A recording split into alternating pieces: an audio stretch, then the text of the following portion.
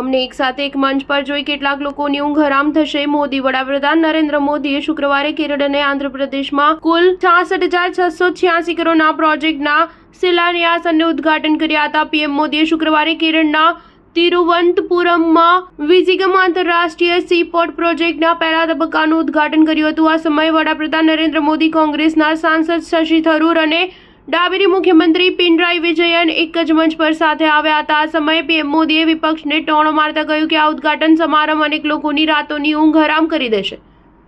તેમણે કેરળના મુખ્યમંત્રી વિજયનને વિપક્ષના ઇન્ડિયા ગઠબંધનના સ્તંભ ગણાવ્યા હતા. વડાપ્રધાન નરેન્દ્ર મોદી શુક્રવારે તિરુવનંતપુરમમાં વિઝિગમ આંતરરાષ્ટ્રીય સીપોર્ટ પ્રોજેક્ટના પહેલા તબક્કાના ઉદ્ઘાટન માટે કેરળ પહોંચ્યા હતા. આ સમયે કોંગ્રેસ સાંસદ શશી થરૂરે એરપોર્ટ પર ઉમળકાભેર તેમનું સ્વાગત કર્યું હતું. કેન્દ્ર સરકારની અનેક નીતિઓની ટીકા કરનાર કોંગ્રેસી સાંસદ શશી થરૂરે શુક્રવારે એરપોર્ટ પર વડાપ્રધાન સાથેની મુલાકાતની તસવીરો એક્સ પર શેર કરી હતી. કેરળ બાદ વડાપ્રધાન મોદી આંધ્રપ્રદેશની રાજધાની અમરાવતી પહોંચ્યા હતા, જ્યાં તેમણે કુલ 58,000 કરોડના પ્રોજેક્ટના શિલાન્યાસ અને ઉદ્ઘાટન કર્યા હતા. આ પ્રોજેક્ટમાં ગ્રીનફિલ્ડ રાજધાની અમરાવતીનું નિર્માણ ફરીથી શરૂ કરવાનો પ્રોજેક્ટ પણ સામેલ છે. આંધ્રપ્રદેશના મુખ્યમંત્રી એન ચંદ્રબાબુ નાયડુનો આ ડ્રીમ પ્રોજેક્ટ છે. પીએમ મોદીએ કુલ 94 પ્રોજેક્ટના શિલાન્યાસ અને ઉદ્ઘાટન કર્યા હતા. અમરાવતીનું નિર્માણ ફરીથી શરૂ કરવાના ભાગરૂપે પીએમ મોદીએ 49,000 કરોડના 74 પ્રોજેક્ટનો શિલાન્યાસ કર્યો, જેમાં વિધાનસભા, સચિવાલય અને હાઈકોર્ટની ઇમારતો અને ન્યાયિક આવાસ ક્વાર્ટર્સની સાથે